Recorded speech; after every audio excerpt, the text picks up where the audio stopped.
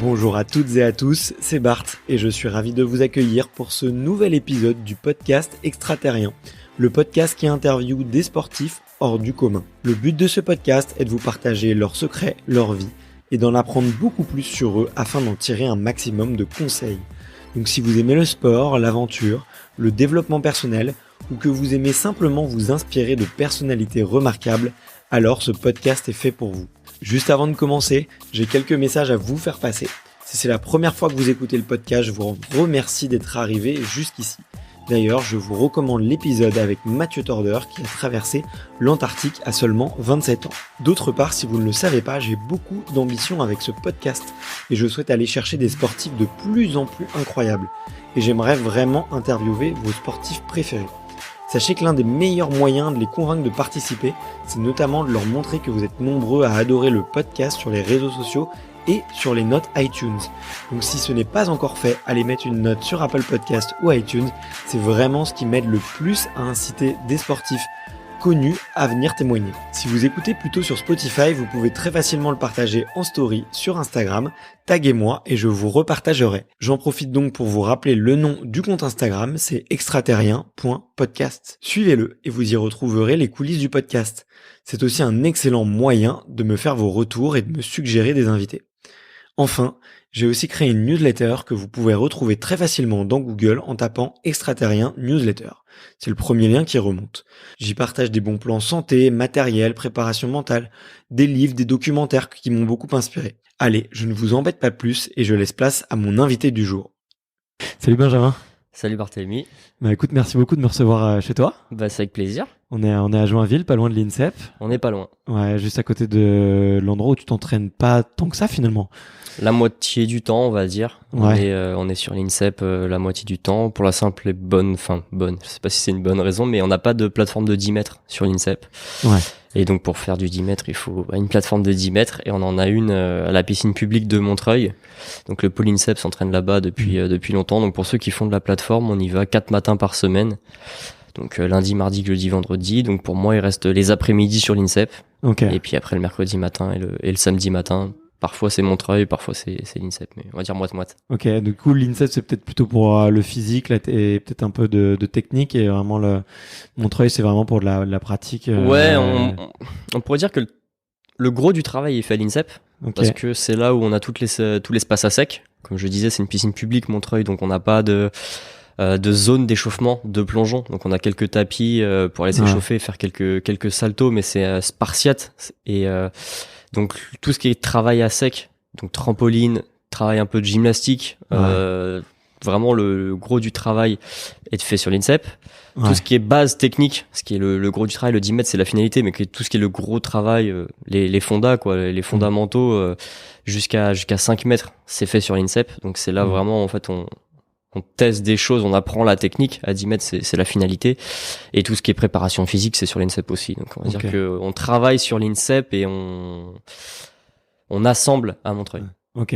J'avais vu, juste avant de commencer à te poser la première question traditionnelle du podcast, j'avais vu une petite vidéo où on voyait ton entraîneur asiatique. Je crois que c'est l'entraîneur de l'équipe de France d'ailleurs. Ouais, Rui Tong, ça y est, qui nous entraîne depuis 1 an et demi maintenant. Ouais, et qui râlait un peu parce que apparemment il y a des enfants et ça fait beaucoup de bruit durant vos entraînements et toi tu le vois comme effectivement des conditions qui sont un peu défavorables ou c'est quelque chose qui te renforce Non, ça peut pas nous renforcer, surtout quand on doit affronter le gratin mondial.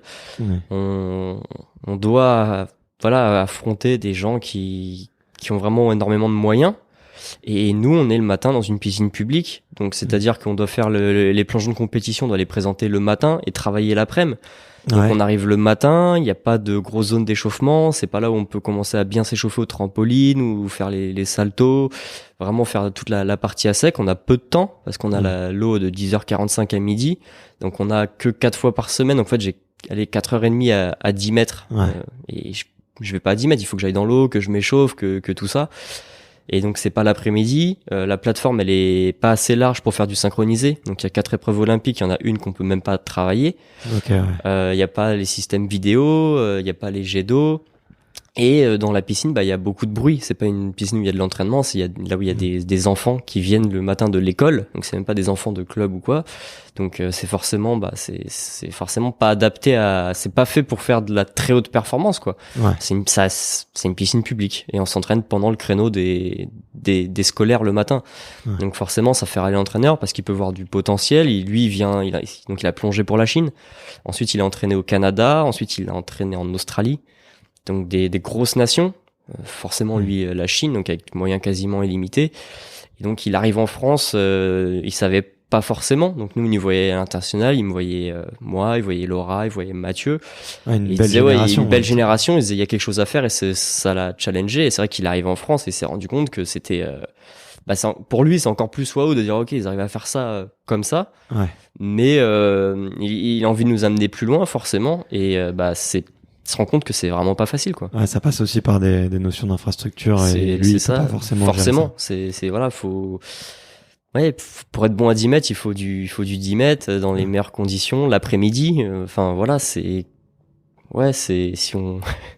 je sais pas, c'est arriver en Formule 1 en s'entraînant en kart, quoi. Enfin, c'est ce genre de choses où c'est un nageur qui devrait être bon en 50 mètres et qu'il a qu'un 25 mètres, enfin, ce genre de choses, quoi, c'est pas. Ouais, c'est effectivement c'est des petits détails mais qui fait que vous avez encore plus de mérite déjà et que effectivement au quotidien c'est pas évident de rivaliser avec les plus grands. Tu sais quoi, on va en reparler. Ouais, on va en reparler parce que c'est vrai que du coup tu le dis, on a du mérite, c'est vrai qu'on nous le dit souvent mais à un moment donné le mérite oui, c'est bien, on a du mérite mais nous ce qu'on veut c'est gagner, c'est d'être plus fort et au final c'est bien, t'as le mérite mais t'es pas armes égales et du coup à un moment donné on aimerait bien avoir le mérite d'être aussi premier avec les mêmes moyens que les autres par exemple, quoi. Ok.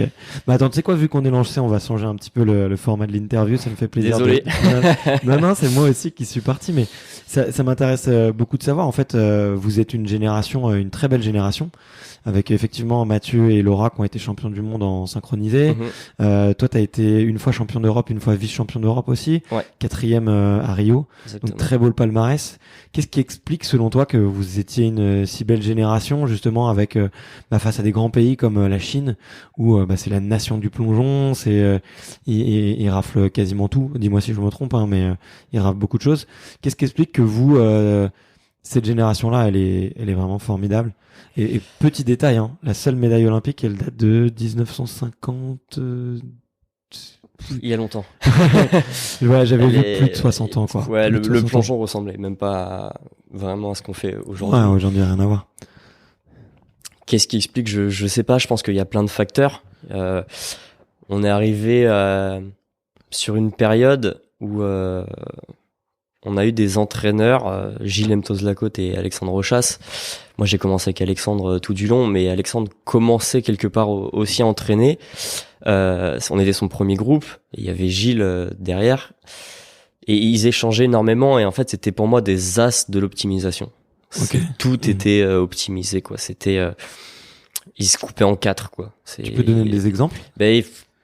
Tout, ils coupaient les groupes en 2 pour pouvoir vraiment s'occuper des gens le plus possible. Vraiment essayer même de limiter ceux de la plateforme s'entraînent en même temps pour pas qu'il y ait à faire d'aller-retour, que l'heure et demie qu'il a accordé soit à 200%, que tout soit prêt, tout est justement dosé. Faut que ce soit parfaitement dosé, qu'on perde pas de temps, pas le plongeon en trop.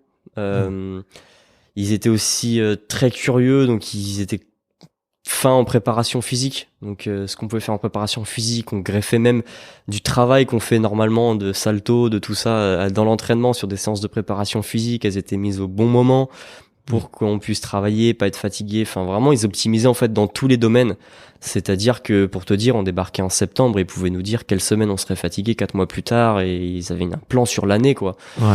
Et donc je pense que ça a énormément joué. Forcément, c'est des bons techniciens, c'était des bons entraîneurs et ça, je pense que c'est obligatoire pour arriver au niveau. Mais ouais, ils optimisaient, ils connaissaient vraiment le fonctionnement en France. Ils étaient derrière nous. C'est-à-dire qu'ils le vivaient avec nous, cette galère. On sentait que c'était pas il faut le faire et débrouille-toi. Ils en faisaient partie, ils faisaient vraiment leur maximum. Après, je pense aussi parfois tu tombes sur des profils de plongeurs qui ont un peu ça, vont trouver facilement. Tu vois, t'as des sportifs qui vont devoir travailler à l'acharner, c'est-à-dire vraiment répéter jusqu'à épuisement pour devenir très très fort. C'est là où on dit le travail perce. Mais le problème, c'est que t'arrives en France et ce type d'athlète-là, il peut pas forcément percer parce il peut pas forcément travailler de cette façon-là. Cette façon-là, en fait, elle fonctionne pas, quoi. Et là, on le voit, notre entraîneur chinois, il arrive en France. Pour lui, c'était ça. On lui disait, mais c'est quoi le programme aujourd'hui? Quelle heure, quel groupe? Et de ça, il comprenait pas. Il disait, mais l'entraînement, c'est 9h30 midi, 15h30 à 18h30 et basta, quoi. Et avec le temps, il s'est rendu compte que, fallait s'entraîner à la française, quoi. Donc, ce qui fait ça, c'est que, voilà, t'as Laura elle analyse tout, elle réfléchit vachement. Donc, en fait, elle s'entraînait vachement en dehors. C'était pas que sur le bassin. Elle analysait ce qui lui correspondait le mieux et tout ça, et elle avait un truc. Mathieu, c'est un génie du plongeon aussi, donc lui c'est pareil, c'est notre seul pur plongeur, donc il a toute sa base de quand il a été jeune. Il s'était fait entraîner par un entraîneur chinois aussi, donc il a des bases super solides. Je sais que ça a mis du temps, et puis un jour en fait il a décollé, il y a son génie qui s'est révélé, et il se rend compte que c'est une machine.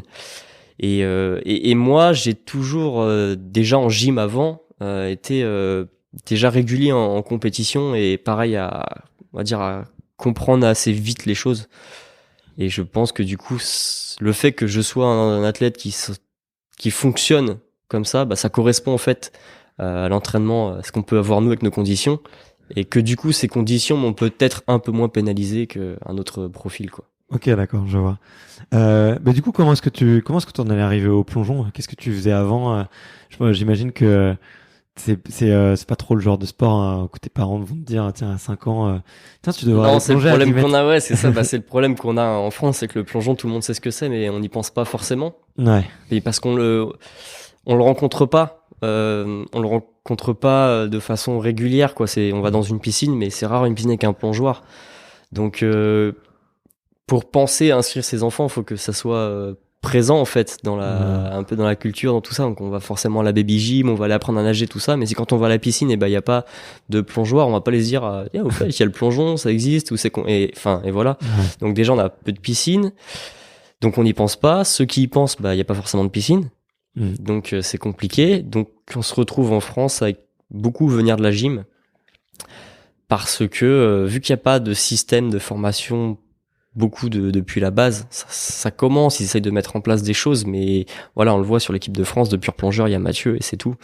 Donc c'est du 95% d'anciens gymnastes, et en fait récupérer un gymnaste qui a suivi la filière haut niveau, qui a déjà cette façon de s'entraîner, cette exigence, cette connaissance de son corps, ses capacités physiques, et en fait on s'est rendu compte que reprendre ça pas trop vieux, vers les 15-16 ans, et reprendre à zéro, ça fonctionne un peu mieux que prendre parfois un plongeur qui a fait du plongeon depuis longtemps, mais qui en fait a des défauts. Ouais. Parce que changer un défaut, c'est beaucoup plus compliqué qu'apprendre tout de suite la bonne chose. Et c'est normal, vu qu'il n'y a pas de... C'est un peu comme dans tous les sports, il y a le sport plaisir, ce qui est hyper important et qui est la base, mais il y a aussi le haut niveau, depuis le plus jeune âge, les groupes compétition et tout ça. Et nous, on se retrouve avec... les rares fois où il y a des piscines, c'est soit des gens passionnés, soit des gens qui se retrouvent un peu à entraîner du plongeon sans avoir eu accès à toutes ces formations, à tout ça. Et du coup, on n'a pas forcément le vivier de jeunes plongeurs qui ont déjà appris la bonne base, quoi. Ouais, ok, je vois ce que tu veux dire. Donc ça va être plus facile d'aller chercher des gens sur du haut niveau en gymnastique parce qu'ils ont déjà une certaine rigueur, ils ont déjà une base. C'est ça. Donc ça, c'est vraiment typique à la France. On le retrouve pas forcément à l'étranger. Il y a quelques pays, forcément quelques endroits, il y a des anciens gymnastes qui ont fait la reconversion parce qu'on se rend compte que c'est possible, mais c'est plutôt, on va dire, minoritaire. Okay. Et donc moi, voilà, j'étais gymnaste donc en structure, en haut niveau, Pôle Espoir. J'ai fini au Pôle Espoir de Vélizy. Ok. J'y ai fait 3 ans. Et c'est là où j'ai fait ma poussée de croissance, donc j'ai grandi. Donc quand on grandit un peu vite, tendinite, les genoux, tout ça, les douleurs de croissance. J'avais vu que t'avais pris 18 cm en un an. 18 cm en un an, donc du coup forcément la gym c'est que impact. Donc tes cartilages. Du coup tout ce qui est cartilage et tout ça prenait très cher, donc du coup j'avais pas forcément le droit de m'entraîner. Je pouvais même pas, j'ai eu des blessures. Et t'avais quel âge là à ce moment-là? J'avais de mes 14 ans, 13-14 ans. C'est fou, ouais. Ok. Et du coup, ils ont pas pu me garder sur la structure de haut niveau. Puis voilà, le fait de pas s'entraîner, rester au vestiaire 5 heures par jour, un gamin de 13 ans que tu laisses dans un vestiaire 5 heures par jour parce qu'il est en internat, il est dans sa famille, la motivation, elle part, réussir à déceler d'un coup, c'est plus compliqué. Donc du coup, ils croyaient en moi, hein, j'avais fait champion de France et tout ça, et ça leur a un peu, je pense, crevé le cœur de se dire, on pensait qu'on arriverait à faire de toi un gymnaste en équipe de France et qu'on va pas réussir, mais on peut pas te garder sur la structure. Ok.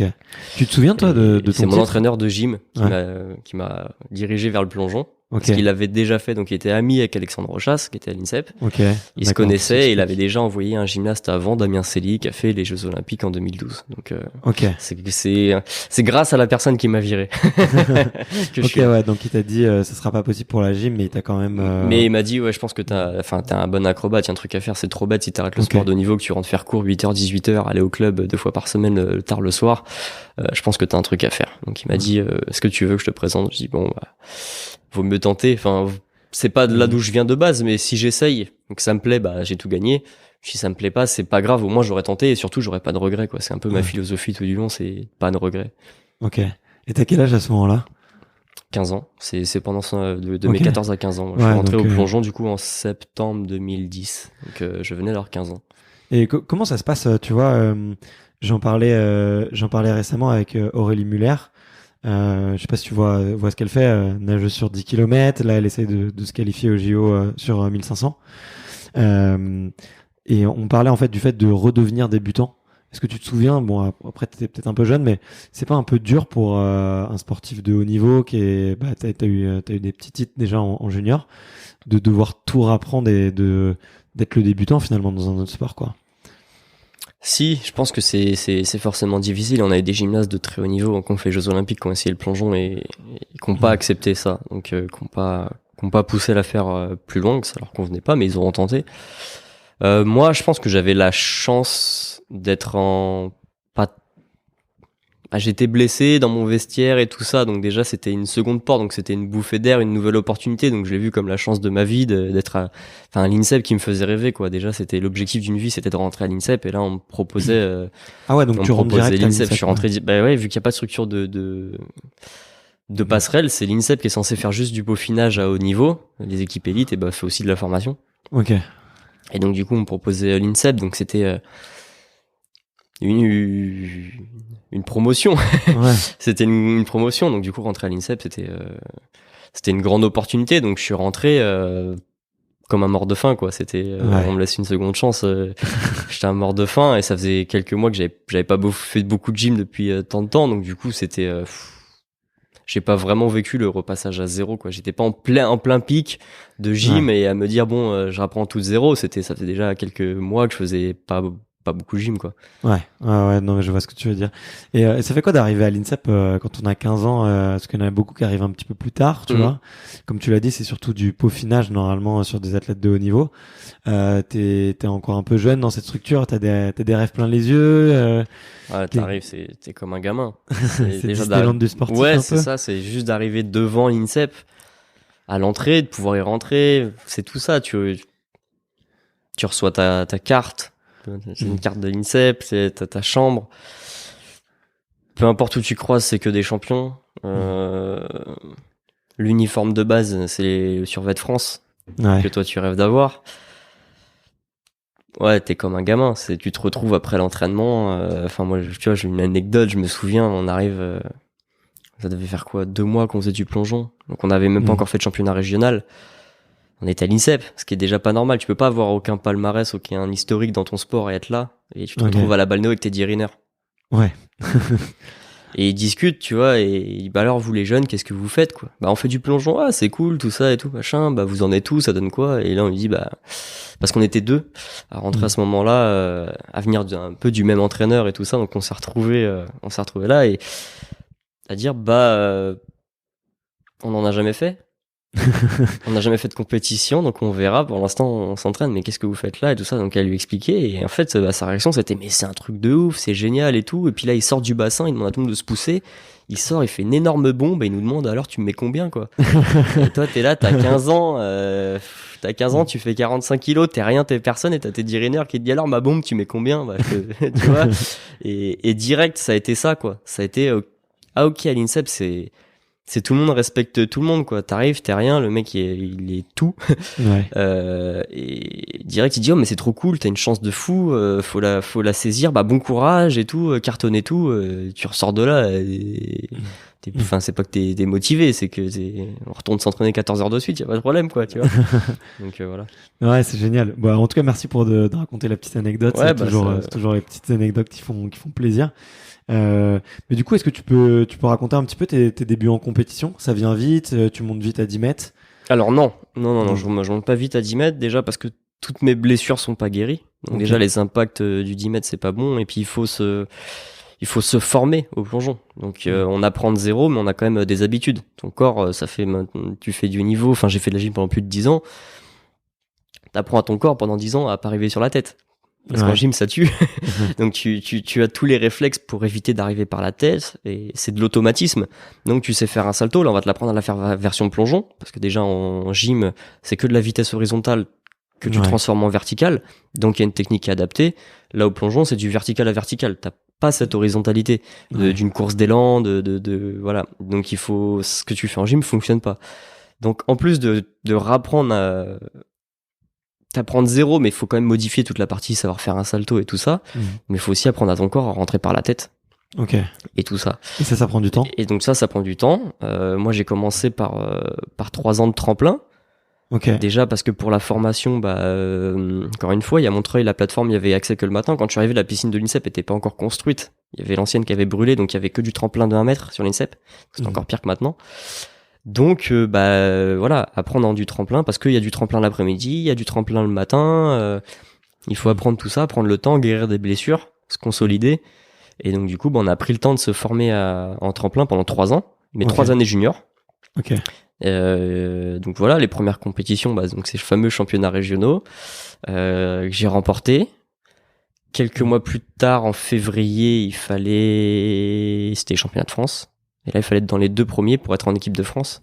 Ouais. Parce qu'on nous acceptait à l'INSEP, mais il y avait quand même une règle, c'est ok, on vous laisse une chance à l'INSEP, mais vous avez 1 an pour être en équipe de France. Ok. Voilà.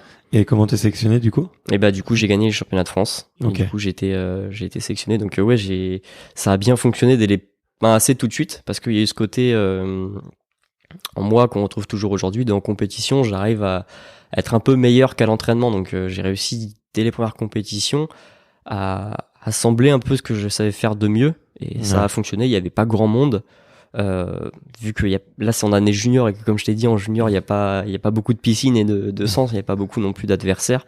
Donc j'ai gagné, mais pas avec un score. Après 1 mois plus tard, on fait donc du coup notre première compétition internationale. Donc on reçoit le pactage France et tout ça, donc c'était assez fabuleux. Du coup c'était le tournoi destination. Ok. Et puis je finis dernier, quoi. Okay. Là tu te rends compte, tu fais ok, en fait être le meilleur de France, ça veut rien dire, quoi. Ouais. Être le meilleur de France, ça veut rien dire, c'est que là-bas on s'est fait écraser, quoi. Et c'est là on a bien compris. Ouais. Petite leçon d'humilité, mais du coup ça nous a plus que reboosté. Et je fais finale au championnat d'Europe junior au mois de juin ou juillet. Donc après 1 an de plongeon, j'étais finaliste au championnat d'Europe junior. Et donc j'avais le droit de garder ma place à l'INSEP dans cette aventure. Donc ça, c'était fabuleux. Ok, t'as beaucoup dit on durant le... parce qu'on était 2. Tu m'as dit avec ton copain. On était 2, donc il y avait Antoine Cattel. Ouais, en fait, lui était donc à ce même pôle. Mes premières années où j'y suis rentré. Ensuite, il était parti au pôle France junior de Lyon. Ok. Et en fait, quand on a passé les tests pour rentrer à l'INSEP, donc les quelques séances de plongeon, un jour je l'ai vu débarquer dans la piscine, et on s'est regardé en mode mais qu'est-ce que tu fais là? Il m'a regardé, mais toi, qu'est-ce que tu fais là? Et en fait, voilà, on se connaissait depuis, on faisait des stages, ça faisait 10 ans qu'on se connaissait. Moi, c'était donc par cet entraîneur-là, et lui, c'était parce qu'il avait connu le fameux Damien Cély. Parce qu'il a 2 ans de plus que moi, donc il était rentré sur le pôle à l'époque où Damien était encore là. Ok. Et donc, lui, il m'a dit, la gym et tout, j'en ai eu marre, j'ai été blessé, tout ça, et je me suis souvenu de Damien, donc j'ai appelé Damien, et j'ai dit, mais comment t'as fait? Est-ce que t'as des contacts? Et donc, par voie différente, mais un peu voilà, on vient du même endroit, et on s'est retrouvés au test, et on est rentrés tous les 2 avec cet objectif-là. Et je dis beaucoup, parce que toutes nos premières années, on a fait du synchronisé et tout ça, donc c'était vraiment notre challenge. On se poussait vers le haut à mort, et en même temps, on était ensemble, donc on était adversaires quelque part, et équipe de synchro. Donc on était ensemble. Okay. On était coloc, c'est-à-dire qu'on avait la même chambre à l'INSEP, et donc c'était vraiment quoi.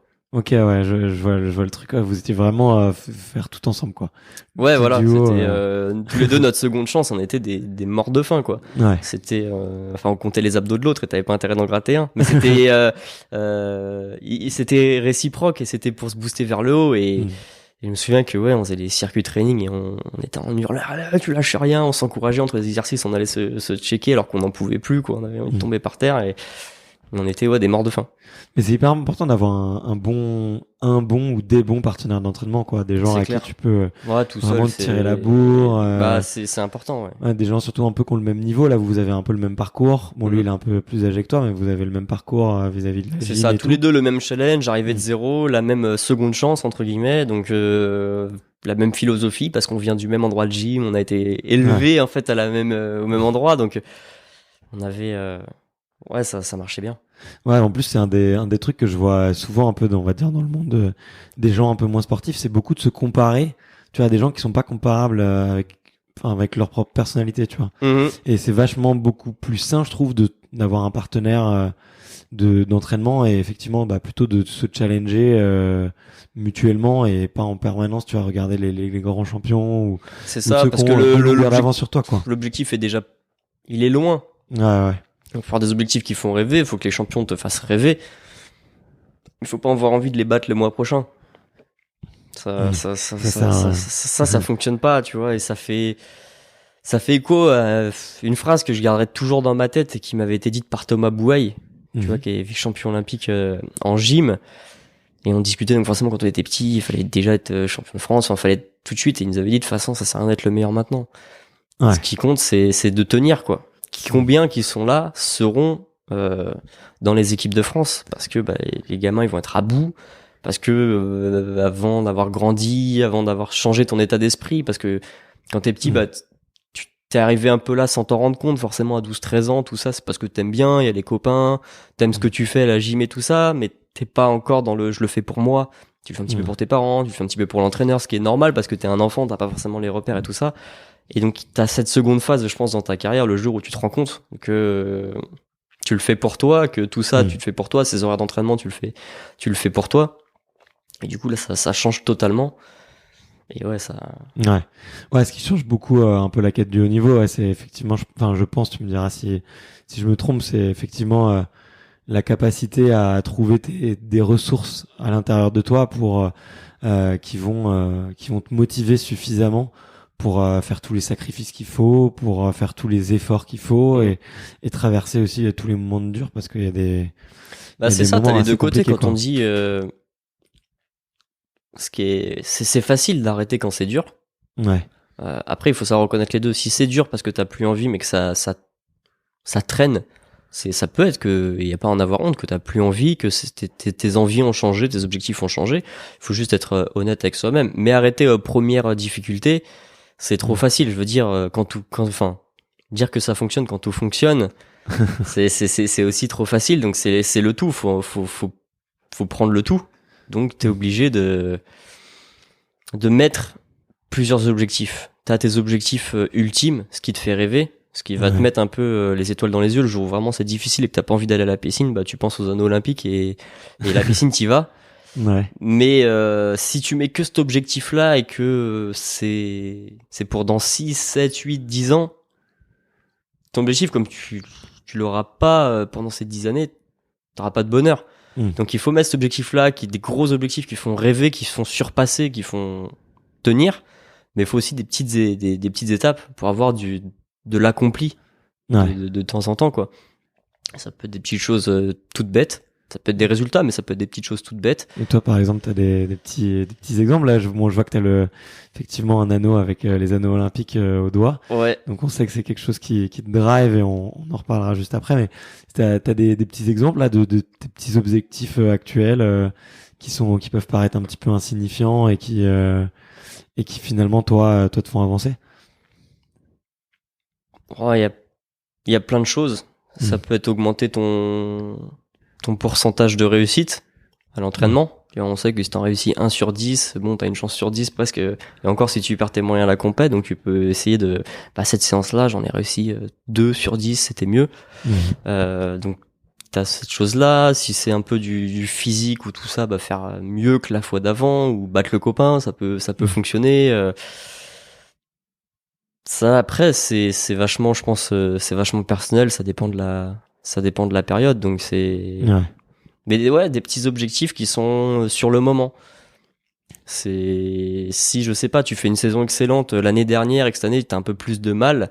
Si ton objectif c'est d'être meilleur que la saison d'avant, là tout de suite maintenant, faut que ce soit l'objectif. Mais si dans les petites étapes, ton objectif c'est d'être meilleur que l'année dernière, alors que là t'es en passe difficile, tu vas t'enfoncer. Donc là, bah non, on oublie un peu ce qui s'est passé. Faut que je sois meilleur que la veille, quoi, par exemple, pour remonter un peu. Et t'avais toi un carnet d'entraînement ou non, t'as pas été du tout genre dans ma tête.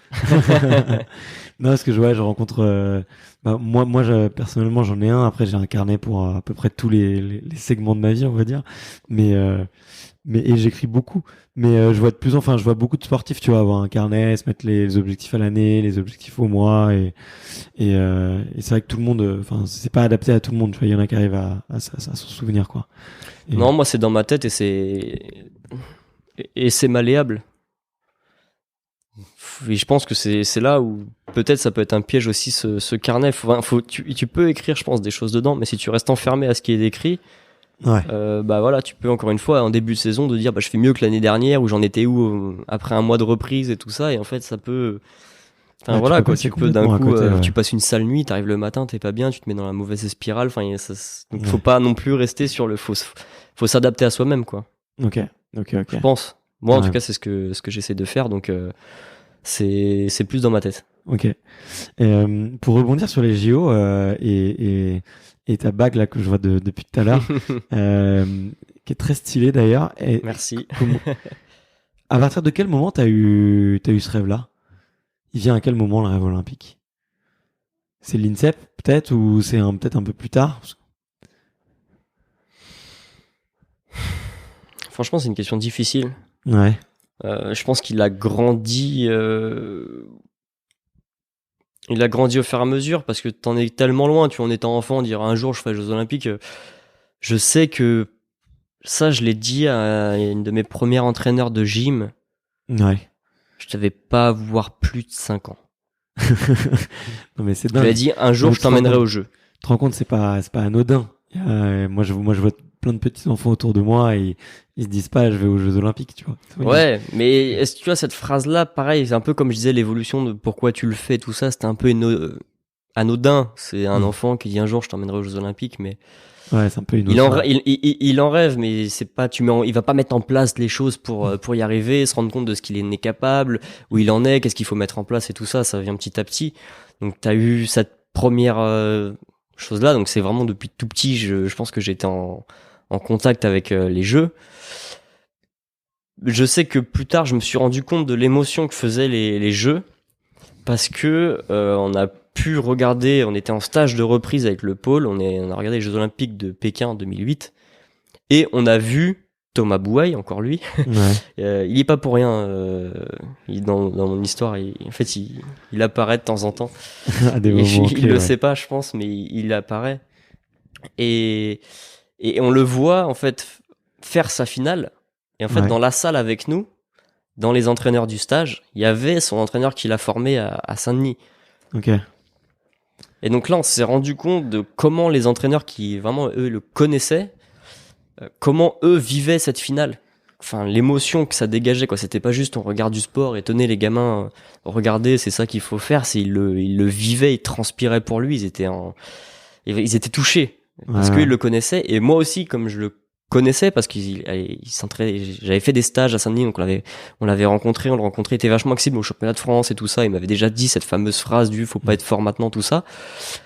Enfin, faut pas être fort. Il a pas dit faut pas être fort, il faut être fort, mais c'est pas le plus important, quoi. Si t'es pas le numéro 1 français maintenant, c'est pas grave. Ce qu'il faut, c'est continuer, persévérer, parce que ce qui va payer, c'est dans 10-15 ans.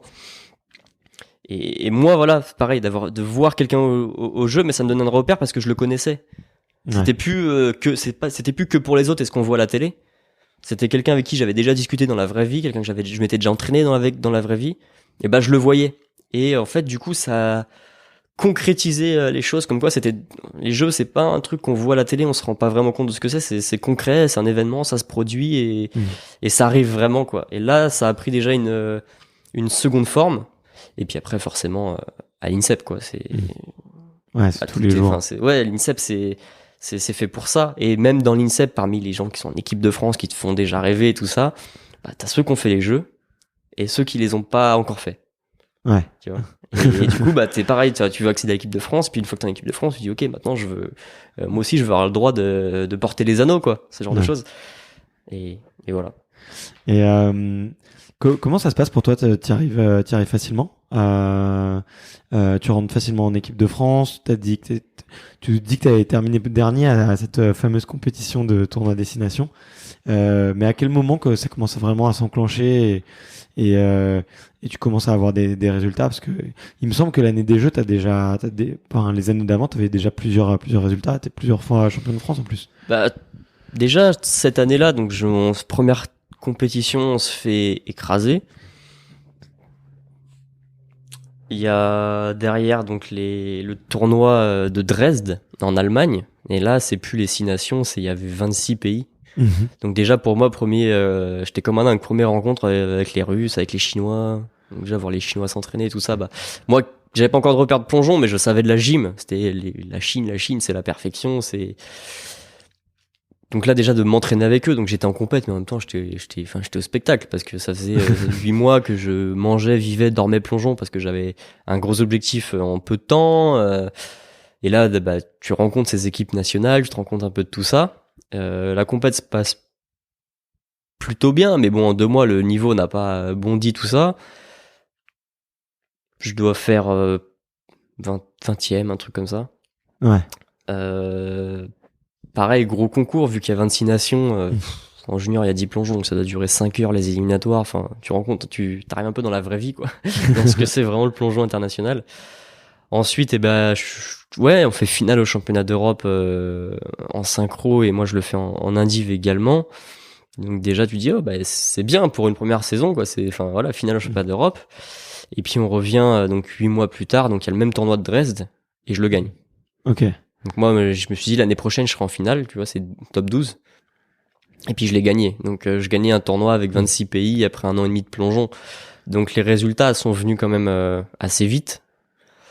Ensuite, je dirais que ça c'est vraiment... Ouais, quand je suis passé à 10 mètres. Ouais. Quand je suis passé à 10 mètres, ouais, je pense. Et c'est en quelle année que tu passes sur 10 mètres? Donc je passe à 10 mètres en septembre 2013, donc les premières compétitions février 2014. Je vais faire finaliste au championnat d'Europe senior. Donc moi je voulais pas aller à 10 mètres. Je voulais pas. J'étais bien à 3 mètres parce que ça rebondit, ça ressemble un peu à la gym, c'est pas trop. Ouais. Mais c'est pas une discipline olympique, je crois. Si, le 3 mètres est olympique. Le 3 mètres est olympique. Il y a le 3 mètres et le 10 mètres, et le 3 mètres synchro et le 10 mètres synchro. Okay. C'est les 4 épreuves. Et mes derniers championnats d'Europe junior à 3 mètres, je fais 4e. Je me dis, je suis presque, je suis dans les top 4, top 5 européens à 3 mètres, et ils sont tous là en train de me dire, faut arrêter les bêtises, maintenant faut monter à 10 mètres. Je dis, non, ça se passe bien, pourquoi vous voulez que j'aille là-haut? Ça fait mal, ça fait peur. Faut apprendre des choses parce que c'est le 3 mètres, la plateforme c'est pas du tremplin, donc il y a un peu à reprendre de zéro. Voilà, la plateforme t'en as jamais fait, t'as jamais mis vraiment les pieds là-haut, et là voilà. Donc on t'a repris à zéro en 2010, tu te déchires, t'arrives dans le top européen junior, et puis là on te dit faut recommencer. C'est pas possible. Mais ils m'ont eu à l'usure. Ils se sont tous mis contre moi, et puis ils avaient raison. Donc, je pense qu'aujourd'hui on peut le dire qu'ils avaient raison, que ça correspondait à mes qualités, quoi. Ok. Ah, mais tu penses que on te l'a recommandé parce que tu avais plus des qualités? Oui, parce qu'en fait un tremplin, pour pouvoir faire les grosses figures, c'est à toi de te créer la hauteur. Donc il faut beaucoup de force. Et moi j'ai un physique plutôt fin, plutôt léger, mais très explosif. Donc le physique fait pour le 10 mètres, mais ouais, on m'a dit t'auras de quoi faire les plongeons à 3 mètres, mais t'auras jamais la hauteur. Ah, ok. Et comme t'auras pas la hauteur, t'auras pas les notes. Ils m'ont dit tu feras des bons résultats à 3 mètres. Mais maintenant, si tu veux être sur les podiums, ta place c'est là-haut. C'est un peu dur à ingurgiter. C'est vrai, quand on est presque sur les podiums en à peine 3 ans, on se dit en à peine 3 ans, je gagne des tournois internationaux, je suis presque sur les podiums, j'étais déjà en équipe senior, en tremplin. Donc du coup, tu dis remettre tout à zéro, aller à 10 mètres, voilà quoi, c'est pour vous être sûr. Et ouais, ils étaient sûrs. Et ils ont eu raison, parce que bah voilà, saison 2014 c'est la première saison et je fais finale Europe senior. Et après 2015 je fais finale au championnat du monde, je fais 5e, ce qui est notre meilleur résultat en championnat du monde, 5e place. Donc après un an et demi de 10 mètres, et je me qualifie au jeu, donc ouais, ils avaient raison. Ouais, c'est clair. Et qu'est-ce qui se passe la première fois que tu sautes à 10 mètres? Tu flippes un peu? Grave. Ouais. Ah ouais, c'est haut. On en parle un peu de... Est-ce qu'on peut parler un peu de cette peur du plongeon? Est-ce que ça existe? Ah oui, la peur du plongeon, ça existe. Après, c'est pas forcément... On va dire que quand on monte pour sauter la première fois, en fait, on a peur de la hauteur. Ouais. Parce qu'il peut rien nous arriver d'autre que la hauteur. Je veux dire, quand tu montes, t'es déjà plongeur, déjà acrobate, tu connais bien ton corps, t'as déjà sauté de 5, de 7 mètres. Quand tu montes à 10 mètres, tu peux pas t'arriver un plat, tu peux pas toucher la plateforme. Parce que tout ce qui te risque, c'est juste t'as peur de la hauteur et faut y aller, faut sauter, donc passer au-dessus de ta peur, quoi. Ok. Puis un jour, il y a le plongeon qui arrive. Et ça dépend du plongeon, mais en général, ce qu'on a peur, c'est de se perdre. On va pas trop avoir peur de toucher. Ok. Mais là où on a peur, c'est se perdre, quoi. Tous les acrobates connaissent ce moment où t'es en l'air et d'un coup t'as un bug, concrètement, et tu te dis mais j'en suis où? J'ai la tête à l'envers, j'ai la tête en bas, donc en général tu ouvres, tu déplies la position et puis tu vois le plafond, et le temps de comprendre dans quel sens t'en es, qu'est-ce qu'il faut faire, t'es déjà arrivé en bas. Et en fait, ça fait mal, parce qu'en général il va y avoir un plat. Mais ce qui te marque, c'est pas le plat. C'est vraiment de t'être perdu, cette sensation d'avoir perdu le contrôle, de plus savoir où t'es, de plus savoir où t'en es, parce que le plat, tu t'en remets en quelques minutes. Si t'as eu des gros bleus, tu mets une semaine à plus avoir de bleus, mais bon, tu te rentraînes dans la minute d'après. Par contre, ça, tu peux mettre des années. Ouais. Des années à dire où j'en suis, est-ce que je me fais confiance, est-ce que je fais confiance à mon corps, à mes automatismes. Et là, de nouveau, c'est lancer, passer à 10 cm de la plateforme, lancer 3, 4 tours... à 10 mètres de hauteur, arriver à 60 km/h dans l'eau en te disant est-ce que je peux me faire confiance, est-ce que ça va pas se reproduire et tout ça c'est vachement dur.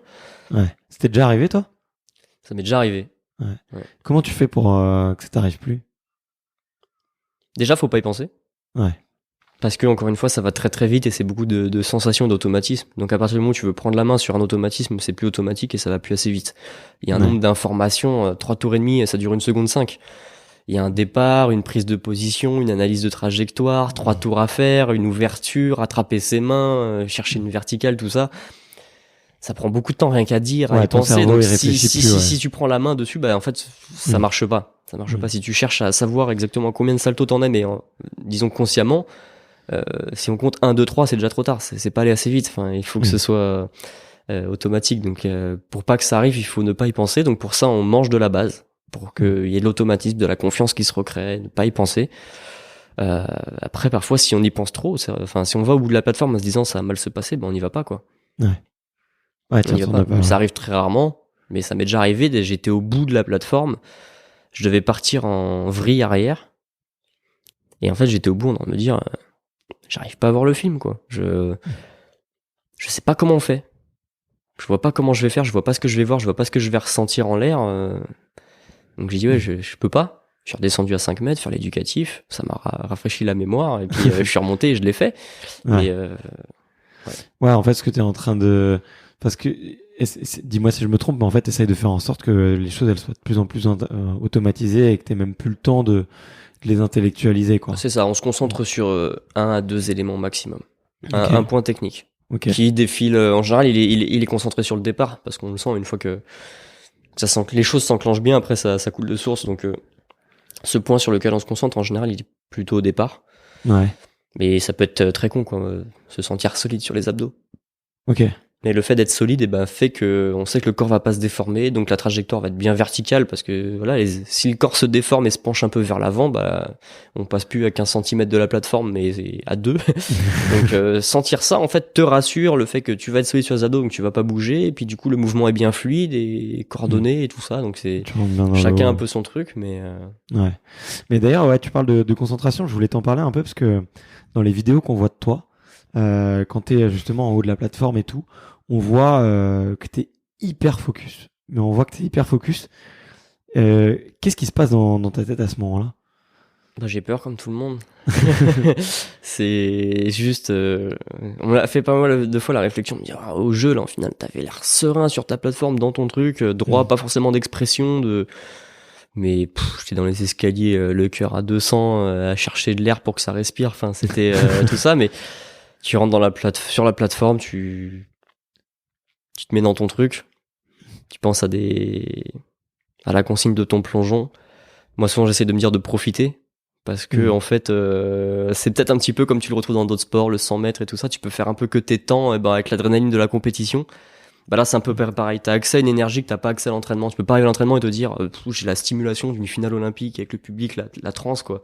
Ouais. Bah là, ça, t'as accès à ce moment-là. Donc tu dis bon, le plongeon, ça va envoyer grave. Que tu sois fatigué, pas fatigué, tes jambes, ça va être du feu. Donc profite et surtout gère-le. Donc voilà, essayer de penser un peu rester dans ce que tu sais faire. Ok, ouais. Et c'est marrant que tu parles un peu que tu compares ça au sprint parce que c'est vrai qu'il y a moi je vois beaucoup de sportifs que la pression ça fait un peu s'écraser, tu vois, qui ont du mal à la gérer et c'est vrai que j'essaie de comprendre un peu qu'est-ce qui fait psychologiquement que certains arrivent à se surpasser et d'autres n'y arrivent pas. Bah si t'as la clé, change de métier. C'est hyper compliqué. Je pense qu'aujourd'hui on se rend compte de plus en plus de l'intérêt de la préparation mentale parce que voilà, les gens c'est ce qu'on appelle nous un champion du monde de l'entraînement. Ouais. C'est quelqu'un qui est trop fort, enfin qui est fort à l'entraînement, on se dit il va tout cartonner et puis il arrive et ça sort pas. Et essayer de comprendre, là c'est vraiment de la psychologie. Je pense qu'aujourd'hui on avance pas mal parce qu'aujourd'hui c'est plus un aveu de faiblesse que d'en avoir besoin. Moi j'ai ma méthode de travail, comme je l'ai dit depuis tout jeune en gym. On m'appelait le métronome quoi. Mon coach de gym pouvait sortir à l'avance combien de points j'allais faire sur le concours quoi. Il était plutôt serein et les gens autour dans le milieu du plongeon me disent quand tu es au bout de la plateforme, ça peut arriver de rater, mais on n'est pas inquiet que tu rates quoi.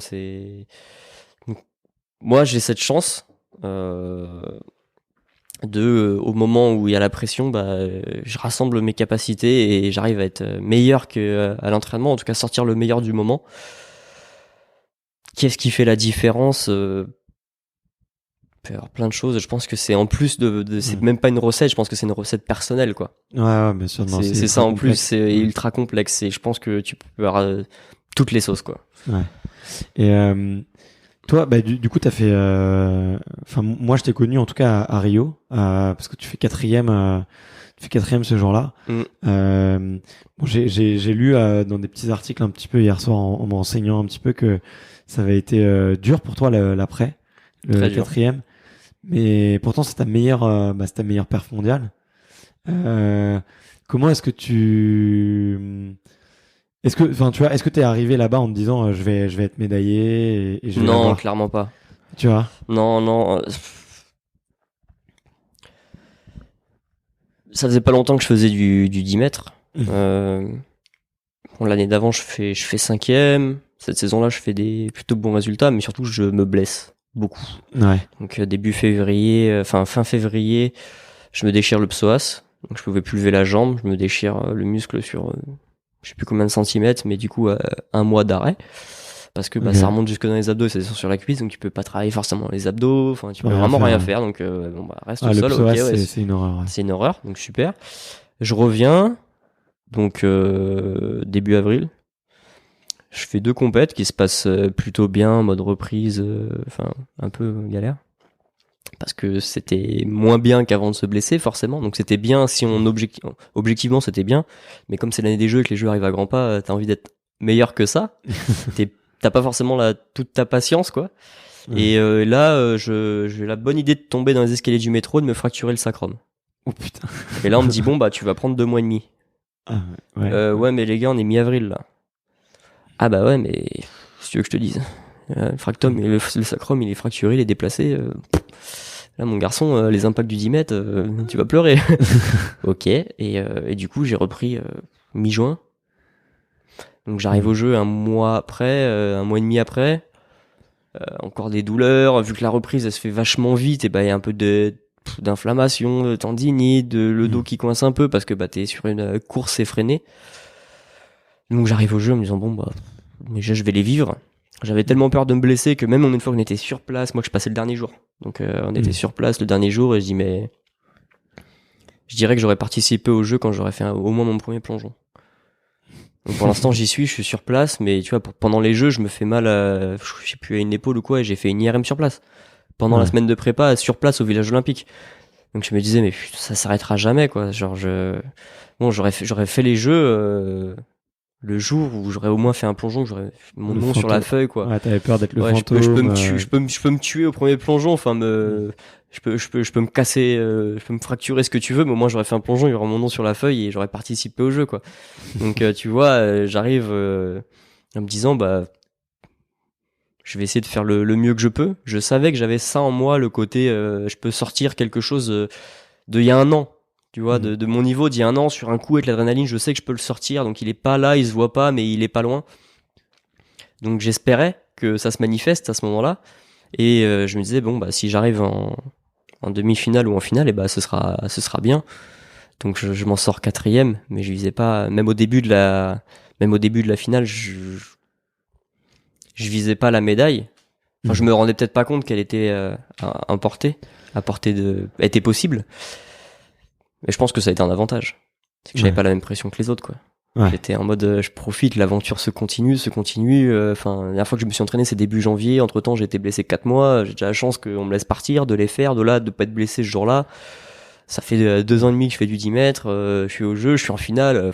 Bon, bah, lève les yeux. Il y a la famille dans les tribunes. Profite, régale-toi, quoi. Ouais. L'après était plus dur. Bah, tu peux nous raconter un petit peu cette finale et un petit peu qu'est-ce qui s'est passé, enfin qu'est-ce qui a fait que c'était dur finalement, parce que là tu fais une super compétition, on le voit, tous tes plongeons ils sont quasi parfaits, je sais plus qui est la commentatrice, mais voilà, elle dit que au niveau c'était Claire Vauquier, elle dit au niveau France on n'a quasiment jamais vu ça, que tu vois c'est génial. Toi on voit que t'es vraiment focus, tu t'es devant des mecs qui sont c'est la crème de la crème mondiale, tu vois. J'ai pas pu, et je suis mon idole, j'étais content. Et après je sais pas, il me semble que t'as pas tenté un saut que tu voulais tenter, qui t'aurait peut-être donné des points de prise de risque en plus, ou non, j'avais des plongeons plus faciles que les autres parce que j'avais un plongeon que j'arrivais pas, enfin que je mettais tu vois, le fameux truc qu'on discutait tout à l'heure de tu pars en l'air et là bah j'ai fait 4 tours et demi en avant, j'étais sûr que quand j'allais c'était l'eau, puis en fait c'était le plafond quoi. Ouais. Et je l'ai repassé que là maintenant, donc j'ai mis 4 ans à le repasser, avoir la confiance pour le faire à 10 mètres. Donc j'avais pas les plongeons suffisamment durs, mais comment ça s'est passé, j'essaie d'en profiter toute la partie de défilé, tout ça, de lever la tête, d'essayer de voir mes parents, d'être en tenue de défilé France Olympique, en finale olympique, c'était truc de fou. Donc j'essaie d'en profiter à mort. Je me souviens avoir demandé à mon entraîneur de faire poker face. Ouais. Tu vois, je lui ai dit, si jamais, je sais pas, mais si je suis grave chaud, que je suis en position de médaille entre les plongeons, et comme d'hab, pas de stress, je sais même pas si je vais suivre les résultats, je sais pas forcément où j'en serai. Tu me coaches comme d'hab. Je sors de l'eau, tu corriges, tu me dis quoi faire, tu me prépares pour le plongeon suivant, mais t'arrives pas en mode, c'est pas fini, enfin je veux pas, on fait comme d'hab quoi, fallait vraiment que ce soit comme d'hab. Et ça s'est fait comme d'hab, ça s'est bien passé. Je sais que je suivais assez le concours, mais je me suis rendu compte que la médaille en fait était possible au début du dernier tour. Ouais. Mais qu'il fallait que les gars chient. Ouais. Parce qu'ils étaient quand même 18 points, c'est énorme. Enfin, c'est le score final, donc c'était possible parce que c'est la finale des Jeux. Eux savent qu'ils sont en posture de médaille, donc ils ont une pression maximale. Et je les vois passer. Et moi, quand je monte sur la plateforme, je sais que c'est mort. Il faut que je le fasse à 10. Mais un plongeon que j'ai jamais fait à 10, et je finis par mon plus dur. Je suis éreinté. Donc je pars au bout. C'est là vraiment il y a le stress et j'ai des images dans la tête où je me dis tente tout. Il n'y a pas de regret, on est arrivé jusqu'au bout, on a bien bossé. Là, maintenant, ça relève de l'exploit parmi l'exploit, quoi. L'exploit au bout d'un exploit. Et donc, je donne tout. Mais, ça suffit pas. Le plongeon est bien, il prend 8, un truc comme ça, donc c'est 8, 8,5, c'est un bon plongeon, mais ça suffit pas pour aller gratter cette 3e place, et donc du coup, immédiatement vidé. Ouais. Immédiatement merde. Prochain coup, c'est dans 4 ans. On peut pas revenir dans le passé. C'est le moment où on se rend compte vraiment que on peut pas remonter le temps, que c'est trop tard. On a qu'un seul essai. Je l'ai pas raté, mais il y a qu'un seul essai, il y a qu'une seule version de l'histoire. Et le prochain coup, c'est dans 4 ans. Et ça fait même pas 4 ans que je fais du 10 mètres, donc ça me paraît d'une éternité parce que c'est plus long que ma carrière entière à 10 mètres. Donc je me dis qu'est-ce qui va se passer. Donc là en plus on vient me chercher pour le contrôle antidopage. Je me dis putain mais je suis déjà au bout de ma vie, je suis claqué, j'ai envie d'aller voir ma famille. Forcément avec le stress t'as fait pipi toute la compétition, donc là t'as pas envie. Puis j'ai mis 3 heures à le faire et mes parents qui m'attendaient, et puis je suis sorti dernier de la piscine, l'équipe était repartie, tout le monde était reparti au village, c'était la fin, c'est le dernier jour des jeux, je vais voir ma famille et puis bon on se retrouve au Club France et j'étais fatigué quoi, fatigué, dégoûté. Ouais, t'avais pas envie de faire la teuf, t'avais pas envie de... Non, je l'ai pas faite. Ouais. Mes parents en plus restaient sur Rio, moi je suis rentré en France, je suis allé m'enterrer sur mon canapé quoi. Ok. Ah ouais. Et il me semble que ça a mis plusieurs mois avant que tu t'en remettes. Et qu'est-ce qui t'a aidé? Qu'est-ce qui a fait que tu te sois relancé? Mon 2e rêve. Ouais. Qui est? Pilote de chasse. Ouais. C'est ce que je veux faire depuis tout petit. C'est au même âge, je vous disais, je t'emmènerai aux Jeux Olympiques, et je dirais, je t'emmènerai sur un porte-avions. Ok. je serais pilote de chasse. Ça remonte aussi loin qu'on peut remonter. Donc dans ma chambre, il y avait du sport et des avions. J'avais fait une croix sur ce rêve parce qu'il y avait un âge limite à l'époque où les jeux ça commençait à sentir bon et qu'on m'avait laissé cette chance de plongeon. C'était un âge limite de 21 ans et ces 21 ans je les avais à Rio. Donc bon, il y en avait un qui était possible et j'avais travaillé déjà parce que je pense que le travail de la gym est continu du plongeon, donc du coup j'avais travaillé pendant longtemps. Ouais. Et j'étais passé par pas mal de choses et là j'avais cette opportunité d'accomplir ça, donc forcément j'allais au bout et j'avais fait une croix sur ce 2e rêve. Et puis quand j'étais en train de mourir sur mon canapé, je sais pas pourquoi, je suis retombé sur des reportages que je regardais plus jeune.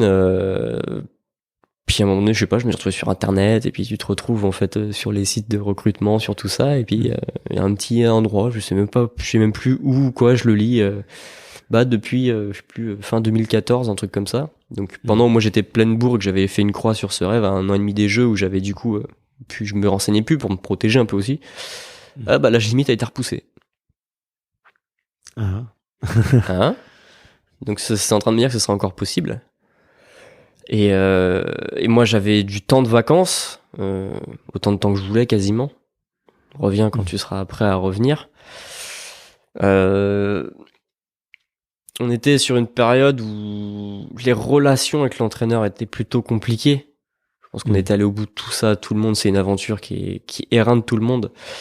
Et c'est des gens que tu vois plus que ta propre famille, tout ça. Donc t'arrives à un moment donné où à la fin t'as besoin c'est une relation humaine où à la fin tu peux plus juste, tu peux plus. Tu vois, parce que ça allait trop loin et du coup juste la présence de quelqu'un, t'énerve ou quoi, tu vois, et du coup t'as pas forcément envie de rentrer à la piscine. Donc t'es là chez toi, et surtout en fait j'avais plus de couleurs dans ma vie parce que j'avais plus d'objectifs. Tu vois, l'objectif c'était l'équipe de France, puis l'INSEP, puis l'équipe de France, puis les Jeux, puis ça a été fait, puis j'étais en finale et puis j'étais 4e. Je savais que c'était un peu ça serait très long pour retourner au prochain jeu, qu'il y aurait aucune garantie. Que j'ai vu au jeu là, et justement ces stars, ces gens qui ratent jamais, raté, certains même pas passés en finale. Donc je sais que la prochaine fois que je serai au jeu, ce sera pas là en revenu de blessure, un peu outsider, ce sera j'y vais pour ce que je sais pourquoi j'y vais, donc ce sera aussi pas du tout la même pression. Donc je savais le chemin qui allait arriver, qui serait peut-être un peu moins drôle que comment il avait été jusque-là. Il paraissait infini, c'était une montagne et moins drôle. Et moi, tout ce que je voulais faire dans ma vie, je l'avais fait. Ouais. Moi, ce que je voulais, c'était faire les jeux depuis tout gamin. Je t'emmènerais au jeu, j'avais emmené ma famille au jeu, je les avais emmenés en finale des jeux. Donc t'as plus d'objectif, quoi. Le truc qui te lève le matin, on disait un objectif immense, que participer au jeu qui te fait lever quand c'est dur, ok, mais maintenant t'as fait une finale au jeu. Ouais. Et donc qu'est-ce qu'il y a après, quoi? Qu'est-ce qu'il y a après? Puis en plus t'es condamné, tu vois, quand t'es fait 4e, tu dis maintenant je suis condamné à te médailler. Je suis médaillé au-dessus. Ouais. Je peux pas, 4ème 2 fois, ce sera terrible. Moins bien, ce sera, putain, c'est 4 années là pour faire moins bien.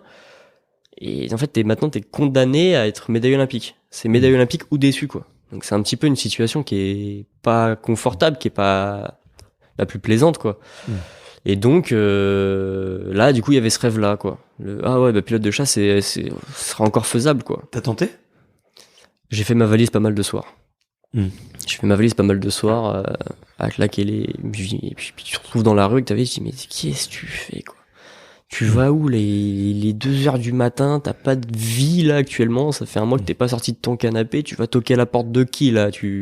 Bonjour à la base aérienne à 5h du matin, coucou, comment on fait? Enfin, construis ton truc, ça se construit, t'as toujours bossé pour construire les choses, donc non, tu rentres, tu veux le faire, fais-le, mais tu construis le truc, tu te prépares, voilà quoi, c'est pas cadeau quoi, c'est pas parce que t'as fait finale olympique qu'on va t'ouvrir les portes, donc maintenant, c'est un nouveau truc où il faut bosser comme un acharné, remets-toi dans les conditions.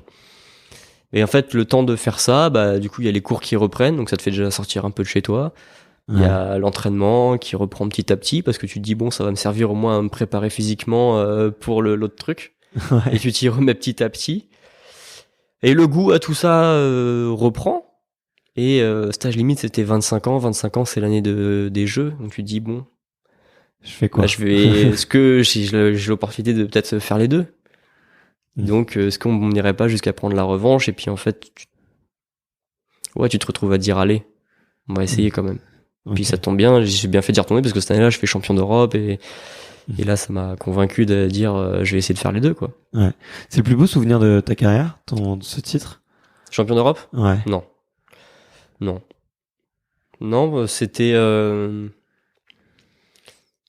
non, parce que les relations avec l'entraîneur étaient pas à ce moment-là revenues encore, tout à fait, et il y avait des tensions en fait avec tout le monde, Mathieu, Laura et moi, parce que comme on était les 3 qualifiés, on avait passé l'année vraiment les uns sur les autres et tout ça, et c'était vraiment humain, tu vois. Ouais. Et du coup à ce moment-là, on l'a pas partagé autant que j'aurais aimé. À ce moment-là, on pouvait pas. Le partager, on l'a partagé, mais pas comme on l'aurait fait un an avant, tu vois. Ouais. Donc c'est pas le meilleur souvenir. Non, pour moi, le meilleur souvenir, c'est le jour où je me qualifie au jeu. Ok. Parce que là, on était encore une équipe de choc et je lui saute dans les bras et c'est lui qui essaie de me faire réaliser un peu, au Coco, tu veux au jeu, enfin voilà. Et le lendemain, qui m'amène à la piscine pour la finale et qui me dit, bon, je compte sur toi, tu lèves les yeux, tu profites de ce moment et tout, quoi. Et là, ça, c'était des moments magiques que j'ai vécu avec. Ouais. Là, j'imagine que ça doit être fort.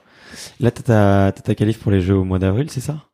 Non, moi, je suis qualifié pour les Jeux. Alors, je l'ai eu au championnat du monde cet été, il fallait être finaliste et je l'ai eu. Ouais, bien, ok. Mais excuse-moi, j'ai cru que t'étais encore en cours de qualif. Du coup, non, t'as déjà ton ticket pour Tokyo, quoi. J'ai le ticket pour les Jeux. Trop cool. Alors, j'ai un ticket. À la base, j'avais un ticket pour la France parce que tu débloques. Il n'y a pas de ticket nominatif. Mais dans les règlements internes à la France, on a dit que celui qui l'ouvrait le prenait. D'accord. Donc, vu que j'ai ouvert le quota pour les Jeux, c'est mon quota. Et donc, j'irai au jeu. Donc ça, c'est un avantage énorme, c'est que je peux me préparer pendant un an plutôt que de dire je dois être très fort en avril, avoir la pression de la dernière chance et tout ça, et puis après te remettre dans une phase de prépa. Alors qu'on sait qu'on peut avoir qu'un seul pic par an de perf pur. Donc au mois d'avril, cette dernière chance de qualif se passe dans la piscine des Jeux. Ouais. Donc moi j'irai pour découvrir le UE, avoir concouru dans cette piscine, connaître l'ambiance et pour après me préparer mentalement et tout ça à cette compète, mais sans la pression de tout ça. Donc si en avril je suis pas totalement prêt, limite c'est normal quoi. Ok. Ouais donc mais écoute ça va être super, donc j'ai hâte de suivre ça. En tout cas je vais regarder. Vous êtes encore le dernier jour ou... Je passe le dernier jour. Ouais. Ok. C'est un peu le comment dire. C'est un peu la punition, non? C'est une punition, ouais, c'est pas... Qu'on se le dise parce que... Mais pour toutes les compétitions. Ouais. Pour toutes les compétitions, tu vois, cet été, on avait les championnats du monde à Gwangju en Corée, c'est 2 semaines. Ouais. Et la semaine d'avant, on était en stage, parce qu'il y a des gens qui attaquent le premier jour, donc il faut qu'on soit déjà en stage avec le décalage horaire et pour se préparer et tout. Donc toi, en fait, tu pars 3 semaines pour passer le dernier jour. Ouais. Et le moment où toi tu passes, tout le monde a déjà relâché la pression. Ouais. Tout le monde a déjà eu ses résultats, tout le monde peut commencer à profiter. C'est toujours comme ça quoi. Et là au jeu ça va être pareil, on va partir en stage, après au jeu, donc t'as la première émulation des jeux et puis finalement après ça passe, les gens vont passer, vont avoir leurs résultats, vont commencer forcément à faire la fête parce que c'est les jeux, c'est la fin, c'est le truc d'une vie. Donc ils vont commencer à aller au Club France, à sortir, à voir leur famille, à tout ça. Et toi, tu restes dans focus. Mais comme t'es le dernier jour, c'est même pas que tes coéquipiers du plongeon. C'est les athlètes, c'est le village olympique, quoi, en entier. Ouais. À la fin, il doit rester une infime partie des gens qui passent le dernier jour et tout le monde a déjà lâché. Que ce soit au self, à la cafette, enfin, tu sens tout, les plongeurs sont relâchés. Ceux qui viennent à la piscine, ils montent dans le bus qui nous emmène à la piscine, mais en mode, allez, je vais profiter ou quoi. Et toi, t'es en mode, j'ai même pas commencé, quoi. Ouais. Et au moment où tu finis, tout le monde sort déjà depuis des jours, tout le monde est fatigué, on te dit, cérémonie de fermeture, et puis demain, t'as l'avion, tu rentres. Ouais, Okay. C'est sûr que ça fait, c'est particulier, quoi. Ouais, c'est particulier. Ouais. Bon, écoute, on croise les doigts. En tout cas, moi, j'ai vu que t'avais dit une phrase, que si ton sport avait pas été olympique, t'aurais probablement pas continué ces 4 années supplémentaires. Ouais, je fais ça pour les jeux. Ouais. C'est la magie. C'est ce qui m'a amené depuis tout petit. Forcément, quand on va au championnat du monde, on a envie d'être champion du monde. Mais le championnat du monde, c'est un moyen de se qualifier au jeu, quoi. Ouais. C'est la première, c'est la petite ça. porte, quoi. C'est la porte d'entrée. C'est un moyen de qualif, un moyen de se tester. Ouais. Disons que le championnat du monde, c'est une compète comme les autres. Avec forcément le titre en jeu est plus important, tu te prépares toute l'année pour, mais ça reste dans le format de compétition habituel, l'ambiance habituelle. C'est un championnat du monde, c'est hyper important. T'es hyper stressé, t'es à 200%. Mais ça reste une compète de plongeon. Les jeux, c'est les jeux. C'est autre chose, quoi. Ouais, c'est à part. Écoute, en tout cas, trop cool. J'arrive un petit peu à la fin de mes questions. Où est-ce qu'on peut dire aux auditeurs de venir t'envoyer des petits messages d'encouragement? Sur les réseaux sociaux. Ouais, bien sûr. Facile, donc ils peuvent me retrouver sur Instagram. Ouais, Instagram, c'est assez facile. Benjamin Offray, tout attaché. C'est là où vraiment on peut me retrouver. Du coup, t'as les messages perso et tout ça. Je consulte aussi Twitter. Okay. Facebook un peu moins, mais quand il y a quelque chose, de temps en temps, je jette un œil, mais je suis un peu moins actif sur Facebook. Mais à chaque fois, je demande aux sportifs, mais généralement, ce qui revient le plus souvent maintenant, c'est de suivre un petit peu sur Insta. Donc, ouais, je pense que c'est le plus facile pour échanger. Parce que ce soit la messagerie d'Instagram ou la messagerie des pages Facebook, je pense que celle d'Instagram, elle est mieux faite. Et puis après, ils peuvent nous suivre, je pense, plus sur Facebook, on fait un post. Sur Instagram, on poste des stories, disons un peu plus de choses. Quand tu fais un post, tu mets vraiment un truc important ou un gros plongeon, une annonce, un résultat, un truc. Et en story, tu vas mettre ce matin on est à l'aéroport, on part là, donc les gens savent. Il y a pas d'un coup, bam, résultat, je suis à Montréal, je fais ça. Il y a quelques jours avant déjà, tiens, on part à Montréal, donc il y a plus le moyen, je pense, de suivre un peu les aventures. Ouais, c'est plus facile de créer du contenu. Ouais, dessus, je pense qu'il y a plus d'immersion dans l'aventure sur Instagram. Ok. Comme je te le disais, la dernière question du podcast, c'est un petit peu de transmettre le flambeau, transmettre le micro plutôt à un prochain invité. Est-ce qu'il y a un ou une sportive que tu me recommandes d'aller interviewer? Si on a plusieurs, je prends aussi. Si on a plusieurs, ouais. Là, comme ça, c'est difficile à dire. Moi, je t'aurais bien dit d'aller voir, tu vois, Lewis Hamilton. Avec plaisir. Tu t'aimes beaucoup? Hein? C'est un sportif que tu admires? Ouais, il fait partie des sportifs que j'admire pour la façon dont il reste motivé, conquérant. C'est un peu, je le mets dans le même panier que des Teddy Riner, tout ça. Qu'est-ce qui fait que tu réussis encore à t'infliger ça, à avoir cette rigueur, cette envie, alors qu'aujourd'hui, t'as déjà tout. Tout dans ton sport, tout dans la vie, ils ont des passions en dehors, ils ont plein de projets, ils ont des vies qui s'arrêtent pas du tout.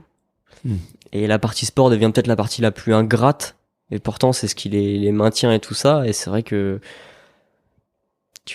t'arrives à dire, moi aujourd'hui je fais champion olympique, pour y retourner et dire je veux le refaire encore. Enfin, tu vois, c'est un peu comme je disais tout à l'heure, tu es condamné à faire mieux ou pareil. Une fois que t'es pareil champion, tu peux faire mieux ou pareil.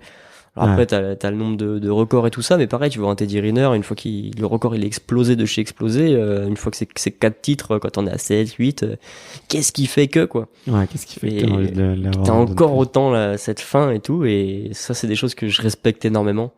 Parce que pour un peu l'avoir vécu à mon petit niveau, mais européen et tout ça, c'est vrai qu'une fois que t'as fait champion d'Europe, quand t'arrives au championnat d'Europe et que t'es un peu un outsider, t'es un challenger, tu gagnes, c'est un truc de fou. Quand tu reviens l'année d'après, en fait, comme t'as gagné, on s'attend soit que ce que tu regagnes, que tu sois déchu, entre guillemets, quoi. C'est beaucoup plus difficile. Ouais. Et c'est pas du tout la même pression, c'est moins agréable à vivre et tout ça. Et donc, du coup, tu dis, mais ces gars-là, à ce niveau-là, le plaisir, il est dans quoi? Parce que le plaisir, c'est forcément transformé par rapport à leur début. Ok. C'est forcément transformé par rapport à leur début. Et ça me fascine, ça m'intéresse. Je trouve ça vraiment incroyable, ces athlètes-là. Okay. Mais bon, je pense que tu auras plus difficilement accès à ce genre de pilote de Formule 1 ou ce genre de choses. Non, pourquoi tu irais pas voir justement Thomas Bouhey, tiens. C'est un ancien sportif, mais je pense qu'il a déjà, il a une. Fois, ça m'a donné envie d'aller le voir. Il a déjà un super parcours et puis lui, il a fallu qu'il surmonte des étapes, qu'il s'y remette. Aujourd'hui, entraîneur, mais ça a pris du temps et tout ça. Ouais. Et puis sa philosophie, sa façon de voir, il a brillé, mais il a toujours été accessible. Ok. En tout cas, je le connaissais très peu, donc. Il est plus en activité, mais je pense que ça peut être intéressant. Génial. Mais ouais, en plus, j'aime bien. J'avais envie d'aller voir un peu des coachs et des gens un peu expérimentés, donc c'est une très bonne recommandation. Voilà. Super. Écoute, merci beaucoup, Benjamin. Avec plaisir. Merci à toi. Salut. Merci d'avoir écouté cet épisode jusqu'au bout. Si vous êtes encore là, c'est sûrement que l'épisode vous a plu, donc n'hésitez pas à le faire savoir autour de vous et à vous abonner pour ne louper aucun épisode. J'ai mis tous les liens dans la description, donc n'hésitez pas à y jeter un coup d'œil. Et sinon, moi je vous dis à la semaine prochaine pour une prochaine interview. Ciao!